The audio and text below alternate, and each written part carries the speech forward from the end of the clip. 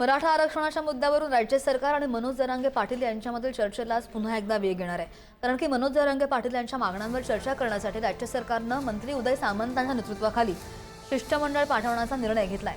दुपारी 1 वाजता जालना इथल्या अंतरवाली सराटीमध्ये उदय सामंत यांच्यासह शंभूराज देसाई, राधाकृष्ण विखे पाटील आणि आमदार प्रसाद लाड हे मनोज जरांगे पाटील यांच्याशी चर्चा करणार आहेत। मागण्यांवर सकारात्मक विचार करत त्यावर कायदेशीर तोडगा काढण्याची जबाबदारी या शिष्टमंडळावर असेल। दरम्यान काल रात्री मुख्यमंत्री फडणवीसांनी उदय सामंतांशी फोनवरून चर्चा करून त्यांना शिष्टमंडळासह जरांगेंच्या भेटीसाठी पाठवलेलं आहे।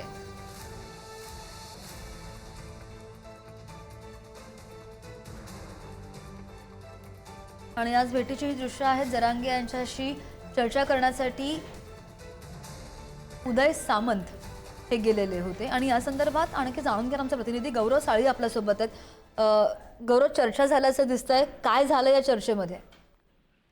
आपण जर बघितलं तर मराठा आंदोलक मनोज जरांगे पाटील यांच्या भेटीसाठी मंत्री उदय सामंत, मंत्री शंभूराज देसाई हे आज अंतरवाली सराटीत येणार आहेत। दुपारी 12:30 वाजता अंतरवाली सराटीत मराठा आंदोलक मनोज जरांगे पाटलांची भेट घेणार आहेत।